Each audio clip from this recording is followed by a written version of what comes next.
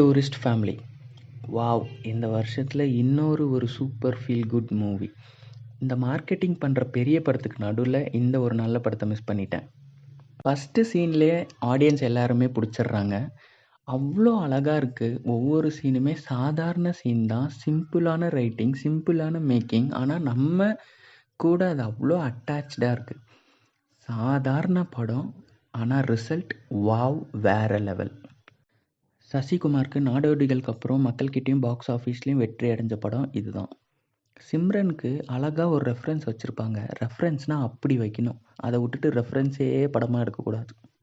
யோகி பாபுவை வைக்கணுமேனு வச்ச மாதிரி இல்லை, அவருக்கு ஏற்ற சீனாக இருந்தது. எம்எஸ் பாஸ்கர் ஸ்ரீலங்கன் தமிழில் கதைக்கிறது தான் உங்களுக்கு பிரச்சனையா, இல்லை தமிழில் கதைக்கிறதே பிரச்சனையான்னு கேட்குற சீனாக இருக்கட்டும், ஒரு சாவு இப்படி இருக்கக்கூடாதுன்னு சொல்கிற சீனாக இருக்கட்டும், ஒரு சோகமான சீனில் ஹியூமரை சொருகிறதா இருக்கட்டும், அந்த சின்ன பையன் அவனை பார்க்கும் போதெல்லாம் சிரிப்பு தான், அந்த சீனாக இருக்கட்டும், எல்லாமே டாப் நாச். அழகு, எல்லா சீனுக்குமே மெருகேற்றுற மாதிரியான டைலாக்ஸ், ஆக்டிங். கிளைமேக்ஸ் மட்டும் கொஞ்சம் ரியாலிட்டியிலேருந்து விலகி ட்ராமடைஸ்டாக ஃபீல் ஆகும். மற்றபடி இந்த படத்தில் எல்லாமே ஓகே. க்ளோஸ் டு ஹார்ட், ஒரு நல்ல ஃபீல் குட் மூவி. இதுக்கான பாராட்டு அந்த யங் டைரக்டர், வெறும் 25 வயசு தான், அவருக்கு தான் போய் சேரணும். செம்ம ரைட்டிங், அழகான மேக்கிங்.